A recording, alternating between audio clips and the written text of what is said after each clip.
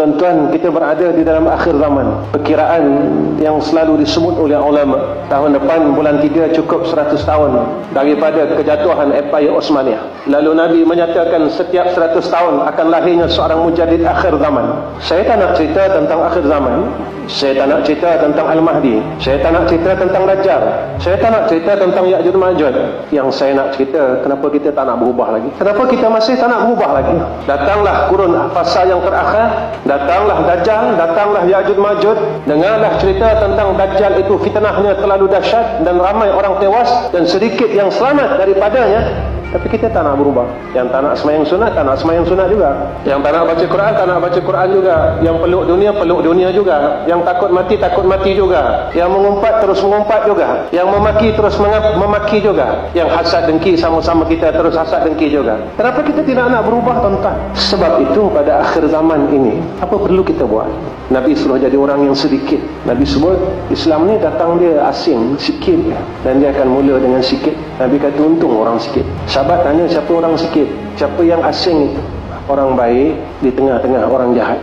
Orang lain masih tak nak berhenti mengumpat, kita tahan diri kita, lari daripada golongan ini. Nabi kata lari daripada golongan ini. Orang lain cinta dunia, kita tak nak buang masa dah. Kita dah penat sayang dunia daripada muda sampai sekarang tak dapat apa pun. Kita penat cinta dunia sampai sekarang tak dapat apa pun, tak boleh ubah apa-apa kehidupan dunia kita. Lagi-lagi kehidupan akhirat. Kita hasad dengki sampai sekarang tak untung apa pun. Walhal merugikan akan kerugian akhirat yang teramat besar. Kita tak bangun malam sampai sekarang dengan alasan yang sama, iman saya lemah. Tuan-tuan, Allah nak terima tak alasan kita yang kita gunakan hampir 50 tahun?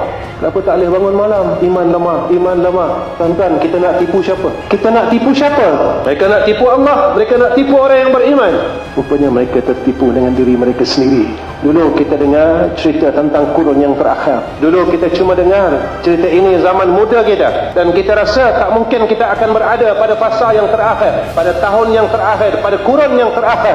Rupanya saat dia semakin hampir, Allah masih hidupkan kita, dan kita sedang melihat perkara yang telah disebut oleh Rasulullah 1400 tahun yang dulu tentang alamatul fitan, alamatul qiyamah, yang disebut oleh Nabi 1400 tahun dahulu. Bermula kita melihat satu berlaku di hadapan mata kita. Tuan-tuan, zaman ini, zaman yang Nabi kata peganglah agama itu macam mana kita memegang bara api.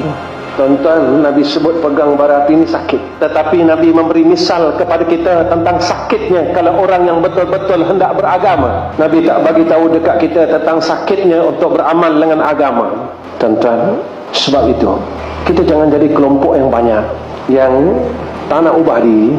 Kita jangan jadi orang yang tak mau berubah demi Allah dan demi jannah Allah. Kita jangan terus degil, tuan-tuan. Tuan-tuan, sebab pada akhir zaman ini, orang yang selamat hanya orang yang benar pada sisi Allah. Imannya benar, amalnya benar.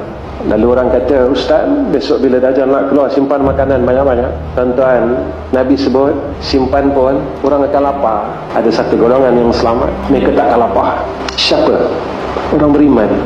Mereka dah tak makan nasi, mereka dah tak makan roti, tuan-tuan. Makanan mereka yang dikenyangkan oleh Allah adalah tasbih. Subhanallah, walhamdulillah, Allahu Akbar. Tuan-tuan, saya nak tanya diri tuan-tuan, sekarang ni kita kenyang tak dengan tasbih? Banyak mana tasbih kita baca dah? Tak nak ke belajar-belajar jadi orang yang kenyang, yang disebutkan oleh Nabi orang yang selamat besok ketika Dajjal datang?